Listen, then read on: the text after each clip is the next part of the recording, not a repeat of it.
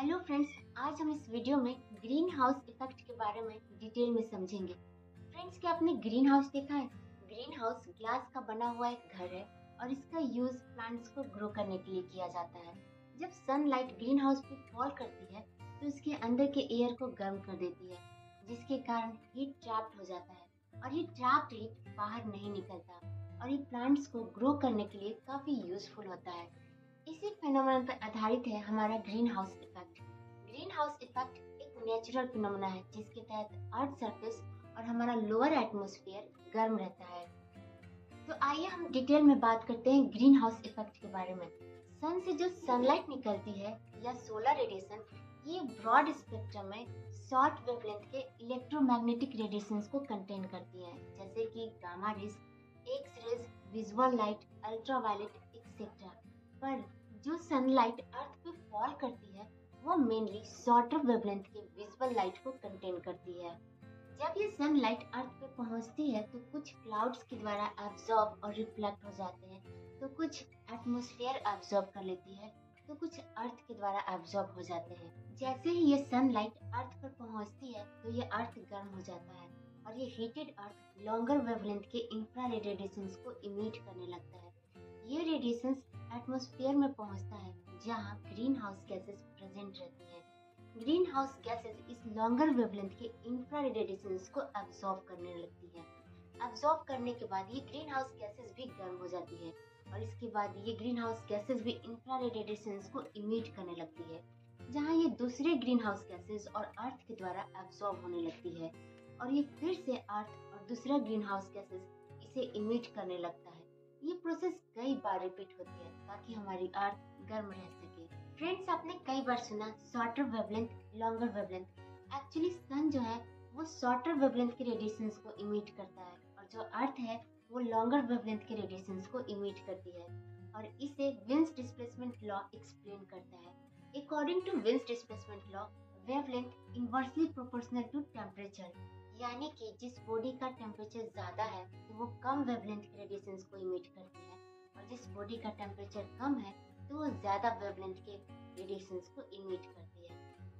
वैसे ही सन का temperature 6000 kelvin होता है, इसीलिए वो शॉर्टर वेवलेंथ के रेडिएशंस को इमिट करती है और अर्थ का टेम्परेचर 288 केल्विन होती है, इसीलिए वो लॉन्गर वेवलेंथ के रेडिएशंस को इमिट करती है।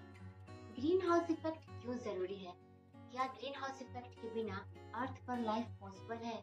अगर ग्रीन हाउस इफेक्ट ना हो तो अर्थ का सरफेस टेम्परेचर -18 डिग्री सेल्सियस होगा, यानी कि इस टेम्परेचर पर वाटर लिक्विड फॉर्म में ना होकर आइस के फॉर्म में होगा और लाइफ अर्थ पर पॉसिबल नहीं होगा। Because of greenhouse effect earth का सरफेस टेम्परेचर 15 डिग्री सेल्सियस है, जो कि लाइफ के लिए सुटेबल है।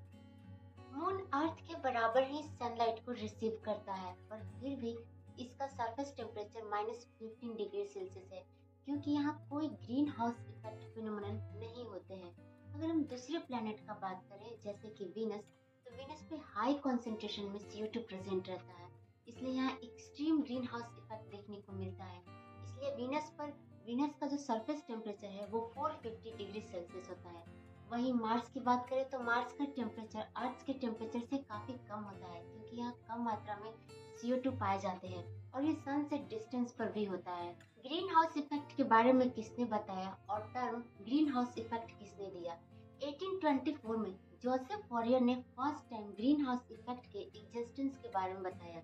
उनके अनुसार जो अर्थ का एटमॉस्फेयर होता है वो एक हॉट बॉक्स की तरह काम करता है।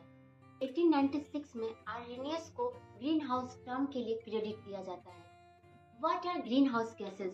ग्रीन हाउस गैसेज रेडिएशंस को एब्जॉर्ब और इमिट करती हैं and greenhouse gases are water vapour, CO2, methane, nitrous oxide and ozone. Greenhouse gases heat को कैसे ट्रैप करता है इसे हम एक एग्जांपल से समझते हैं, जैसे कि CO2 के जो मॉलिक्यूल्स होते हैं वो लूजली बाउंड होते हैं और ये मॉलिक्यूल्स रेडिएशंस को एब्जॉर्ब करता है।